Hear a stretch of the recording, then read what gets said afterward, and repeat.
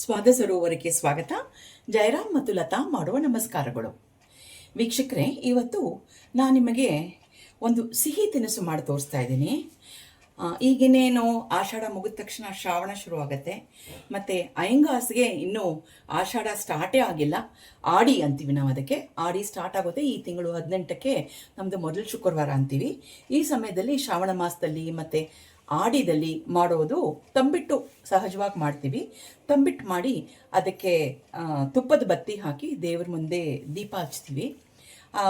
ದೀಪ ಮಲೆ ಎರೆದ ಮೇಲೆ, ಅಂದರೆ ನಂದಿಸಿದ ಮೇಲೆ ಅದನ್ನು ಪ್ರಸಾದ ರೂಪದಲ್ಲಿ ಸ್ವೀಕರಿಸ್ತೀವಿ.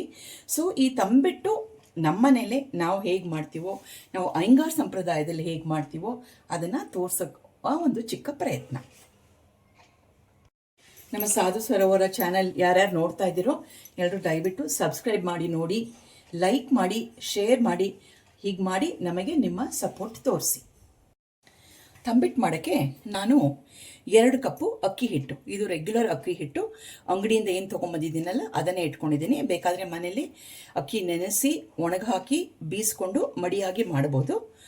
1 ಕಪ್ಪು ತೆಂಗಿನ ತುರಿ, ಅದೇ ಪ್ರಮಾಣದಲ್ಲಿ ಬೆಲ್ಲ ಚೆನ್ನಾಗಿ ಚಿಕ್ಕ ಚಿಕ್ಕದಾಗಿ ತುರಿದಿಟ್ಕೊಂಡಿದ್ದೀನಿ. ಮತ್ತು ಗೋಡಂಬಿ ದ್ರಾಕ್ಷಿ. ಈ ಗೋಡಂಬಿ ದ್ರಾಕ್ಷಿ 2 ಆಪ್ಷನಲ್, ಹಾಕಲೇಬೇಕು ಅಂತಿಲ್ಲ. ಬಾಯಿಗೆ ರುಚಿ ಜಾಸ್ತಿ ಬೇಕು ಮತ್ತು ದೇವರಿಗೆ ಇನ್ನೂ ಅಚ್ಚುಕಟ್ಟಾಗಿ ನೈವೇದ್ಯ ಆಗಬೇಕು ಅಂದರೆ ಈ ಗೋಡಂಬಿ ದ್ರಾಕ್ಷಿ ಮಾಡ್ಬೋದು. 1 ಕಪ್ಪಷ್ಟು ತುಪ್ಪ ಮತ್ತು 10 ರಿಂದ 12 ಏಲಕ್ಕಿ ಪುಡಿ ಮಾಡಿಟ್ಟಿದ್ದೀನಿ. ಈಗ ನಾನು ತಂಬಿಟ್ಟು ಮಾಡೋಕ್ಕೆ ಒಂದು ದೊಡ್ಡ ಬೇಸನ್ ಇಟ್ಕೊಂಡಿದ್ದೀನಿ. ಈ ಬೇಸನಿಗೆ ಮೊದಲು ನಾನು ಬೆಲ್ಲ ಏನು ಇಟ್ಕೊಂಡಿದ್ದೀನಲ್ಲ, ಬೆಲ್ಲ ಎಲ್ಲದನ್ನು ಹಾಕೊಂಡ್ಬಿಡ್ತೀನಿ. ಮತ್ತು ತೆಂಗಿನ ತುರಿನೂ ಇದೆಯಲ್ಲ ಅದನ್ನು ಹಾಕೋತಾ ಇದ್ದೀನಿ. ಇದೆರಡನ್ನೂ ಫಸ್ಟು ಸ್ವಲ್ಪ ಸ್ಪೂನಲ್ಲಿ ಮಿಕ್ಸ್ ಮಾಡಿಬಿಡೋಣ. ಸ್ಪೂನಲ್ಲಿ ಮಿಕ್ಸ್ ಆಡಿದ್ಮೇಲೆ ಆಮೇಲೆ ಕೈಯಲ್ಲಿ ಚೆನ್ನಾಗಿ ಮಿಕ್ಸ್ ಮಾಡೋಣ. ಸ್ಪೂನಲ್ಲಿ ಮಿಕ್ಸ್ ಮಾಡಿದ್ಮೇಲೆ ಈಗ ಕೈಯಲ್ಲಿ ಚೆನ್ನಾಗಿ ಅಮ್ಕಿ ಮಾಡ್ಕೊಳ್ಳೋಣ. ಯಾಕಂದರೆ ಈ ತೆಂಗಿನಕಾಯಲ್ಲಿ ನೀರಿನ ಅಂಶ ಇರುತ್ತೆ. ಈ ತೆಂಗಿನಕಾಯಿ ಬೆಲೆ ಜೊತೆಗೆ ಸೇರಿದ್ರೆ ಸುಮಾರು ನೀರಿನ ಅಂಶ ಬಿಡುತ್ತೆ. ಅದಾದಮೇಲೆ ಅಕ್ಕಿ ಹಿಟ್ಟು ಹಾಕ್ಕೊಂಡ್ರೆ ಆಮೇಲೆ ನಾವು ಎಷ್ಟು ಜಿಡ್ಡು ಸೇರಿಸ್ಕೋಬೇಕು ಅಂತ ಗೊತ್ತಾಗುತ್ತೆ. ಒಂದು ವಿನಂತಿ ಎಲ್ಲರಲ್ಲೂ, ಇದು ನಾವು ದೇವರಿಗೆ ದೀಪ ಹಚ್ಚೋದ್ರಿಂದ ಯಾರು ನೀರು ಸೇರಿಸ್ಬೇಡಿ. ಇದಕ್ಕೆ ತುಪ್ಪದಲ್ಲೇ ಆದಷ್ಟು ಮಿಕ್ಸ್ ಮಾಡ್ಕೊಳ್ಳಿ. ಅದಕ್ಕೋಸ್ಕರನೇ ತೆಂಗಿನಕಾಯಿಂದ ಏನು ಬರುತ್ತಲ್ಲ, ತೆಂಗಿನಕಾಯಿ ಬೆಲ್ಲ ಸೇರಿದ ಮೇಲೆ ಏನು ನೀರಿನ ಪ್ರಮಾಣ ಅದನ್ನು ನೋಡಿಕೊಂಡು ಎಷ್ಟು ಅಕ್ಕಿ ಹಿಟ್ಟು ಬೇಕೋ ಅಷ್ಟು ನೀವು ಅಕ್ಕಿ ಹಿಟ್ಟು ಹಾಕೋಬೋದು. ಈಗ ಇದನ್ನು ಚೆನ್ನಾಗಿ ಮಿಕ್ಸ್ ಆಗಿದೆ ನೋಡಿ, ಸಾಕಷ್ಟು ನೀರು ಬಂದಿದೆ. ಈಗ ಏಲಕ್ಕಿ ಪುಡಿನೂ ಇದಕ್ಕೆ ಹಾಕೊಂಡ್ಬಿಡ್ತೀನಿ.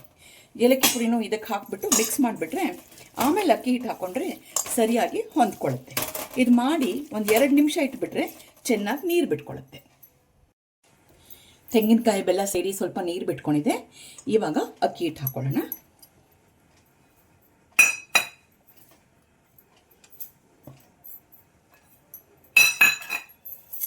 ಇದನ್ನು ನಿಧಾನ ಕಲಿಸ್ಕೊಳ್ಳೋಣ. ಆಮೇಲೆ ಸ್ವಲ್ಪ ನಾವು ತುಪ್ಪ ಹಾಕ್ಕೊಳ್ಳೋಣ. ಎಷ್ಟು ಬೇಕೋ ಅಷ್ಟು ನೋಡಿಕೊಂಡು ಅಷ್ಟು ತುಪ್ಪ ಹಾಕ್ಕೊಳ್ಳೋಣ. ನೋಡಿ, ಕೈಯಲ್ಲಿ ಕಲಸಿದ ಮೇಲೆ ತೆಂಗಿನಕಾಯಿ ಮತ್ತು ಬೆಲ್ಲದ ನೀರು ಜೊತೆಗೆ ಸೇರಿಕೊಂಡು ಹೀಗಾಗಿದೆ. ಇವಾಗ ಒಂದು ಸ್ವಲ್ಪವಾಗಿ ತುಪ್ಪ ಸೇರಿಸ್ಕೊಳ್ಳೋಣ. ಸ್ವಲ್ಪ ಸೇರಿಸ್ಕೊಂಡು ಕಲಸೋಣ. ಬೇಕಾಯ್ತಂದರೆ ಮತ್ತೆ ಹಾಕೋಣ.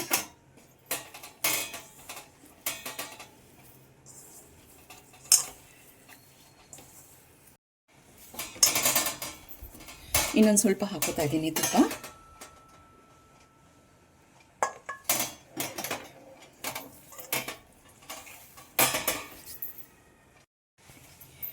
ತುಪ್ಪ ಹಾಕಿ ಕಲಿಸ್ಕೊಂಡಿದ್ದು ಹೀಗಾಗಿದೆ.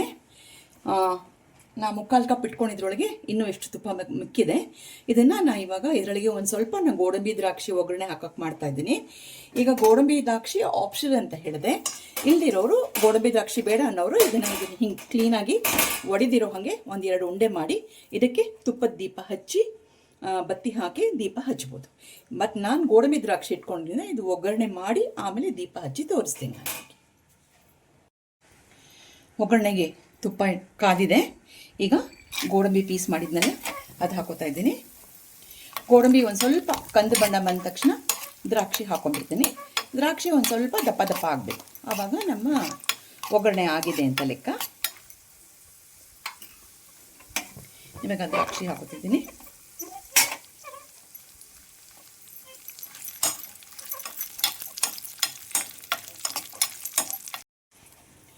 ಒಗ್ಗರಣೆ ಚೆನ್ನಾಗಾಗಿದೆ.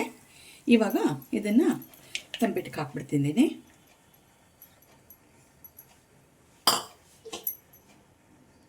ಸ್ವಲ್ಪ ಆರಲಿ, ಆರಿದ್ಮೇಲೆ ಕಲಸೋಣಂತೆ. ಈಗ ಒಗ್ಗರಣೆ ಆರಿದೆ. ಈಗ ಎಲ್ಲದನ್ನು ಕಲಸಿ ಮಿಕ್ಸ್ ಮಾಡಿಬಿಡೋಣ. ಈ ಗೋಡಂಬಿ ದ್ರಾಕ್ಷಿ ಪೂರ್ತಿ ಈ ಅಕ್ಕಿ ಬೆಲ್ಲ ತೆಂಗಿನಕಾಯಿ ಮಿಶ್ರಣ ಏನಿದೆಯಲ್ಲ ಅದ್ರ ಜೊತೆಗೆ ಚೆನ್ನಾಗಿ ಹೊಂದ್ಕೋಬೇಕು. ಹೊಂದ್ಕೊಂಡ್ಬಿಟ್ಮೇಲೆ ಆಮೇಲೆ ಇದರಲ್ಲಿ 2 ಉಂಡೆ ಮಾಡಬೇಕು. ಉಂಡೆ ಒಡಿದಿರೋ ಹಾಗೆ ನೋಡ್ಕೊಳ್ಳೋಣ. 2 ಉಂಡೆಗಳು ಮಾಡಿದ್ದೀನಿ ನೋಡಿ. ಹೀಗೆ ಗಟ್ಟಿಯಾಗಿ ಉಂಡೆ ಮಾಡ್ಕೊಂಬಿಡಿ. 2 ಉಂಡೆನೂ ಮಾಡಿಬಿಟ್ಟು ಇಲ್ಲೊಂದು ತುಪ್ಪದ ದೀಪ ಹಾಕೋಕ್ಕೆ ಒಂದು ಜಾಗ ಮಾಡ್ಕೊಂಬಿಡಿ. ಮಾಡ್ಕೊಂಬಿಟ್ಟು ಇದರಲ್ಲಿ 2 ಬತ್ತಿ ಇಟ್ಟು ತುಪ್ಪದ ದೀಪ ಹಚ್ಚಿ ದೇವ್ರ ಮುಂದೆ ನಿಮ್ಮ ಪ್ರಾರ್ಥನೆಗಳೆಲ್ಲ ಅವನಿಗೆ ಒಪ್ಪಿಸಿ ಸಲ್ಲಿಸಿ ಅವನಲ್ಲಿ ಏನೇನು ಬೇಕೋ ಅದನ್ನೆಲ್ಲ ಕೇಳಿಕೊಂಡು ತಾಯಿ ಎಲ್ರಿಗೂ ಒಳ್ಳೇದು ಮಾಡಮ್ಮ ಅಂತ ಹೇಳಿ ಎಲ್ಲರೂ ಪ್ರಾರ್ಥನೆ ಮಾಡೋಣ. ಮಾಡಿ ಅದು ದೀಪ ನಂದಿಸಿದ ಮೇಲೆ ಆಮೇಲೆ ಈ ತಂಬಿಟ್ಟನ್ನೇ ಪ್ರಸಾದ ರೂಪದಲ್ಲಿ ಸ್ವೀಕರಿಸೋಣ.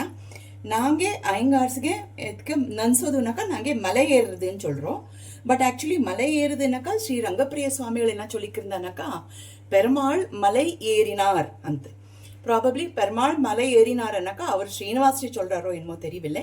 ಶ್ರೀನಿವಾಸ್ರಿ ಮಲೆ ಏರಿನಾರು ಅನ್ನಕ ಶ್ರೀನಿವಾಸಕ್ಕೆ ಪ್ರೀತಿ ಆಚೆ ಇದೆ ಅಂತ ಅರ್ಥ. ಸೊ ಎಲ್ಲರೂ 18 ತಾರೀಕು ಫಸ್ಟ್ ಆಷಾಢ ಶುಕ್ರವಾರ. ಸೊ ಎಲ್ಲರೂ ತಂಬಿಟ್ಟು ಒಳಗೆ ಏತುಂಗೊಮ್ಮ ಭಗವಂತು ಎಲ್ಲರೂ ನನ್ನ ವೆಚ್ಚ ಎಲ್ಲ ಹತ್ಲು ಸುಖ ಸಮೃದ್ಧಿ ಮನಸ್ಸು ನೆಮ್ಮದಿ ಮನಸ್ಸು ಶಾಂತಿ ಕೊಡ್ಕೊಟ್ಟು ಅಂತ ಕೇಳ್ಕೊರೆ. ಸೊ ಎಲ್ಲರೂ ದೇವ್ರ ಭಗವಂತ ಚೆನ್ನಾಗಿಟ್ಟಿರಲಿ ಅಂತ ಕೇಳ್ಕೊಳ್ತಾ ತುಪ್ಪದ ದೀಪ ಹಚ್ಚಕ್ಕೆ ಹೋಗ್ತಾ ಇದ್ದೀನಿ ನಾನು ಇವಾಗ, ಆಯಿತಾ. ಸೊ ಈ ವಿಡಿಯೋ ಇಲ್ಲಿಗೆ ಮುಗಿಸ್ತಾ ಇದ್ದೀವಿ. ದೀಪ ನಂದಿಸಿದ ಮೇಲೆ ನಾವೆಲ್ಲರೂ ಪ್ರಸಾದ ಅಂತ ಸ್ವೀಕರಿಸ್ತೀವಿ. ಸೊ ಮುಂದಿನ ವಿಡಿಯೋ ಸಿಗೋಣ. ಅಷ್ಟವರೆಗೂ ನಮಸ್ಕಾರಗಳು.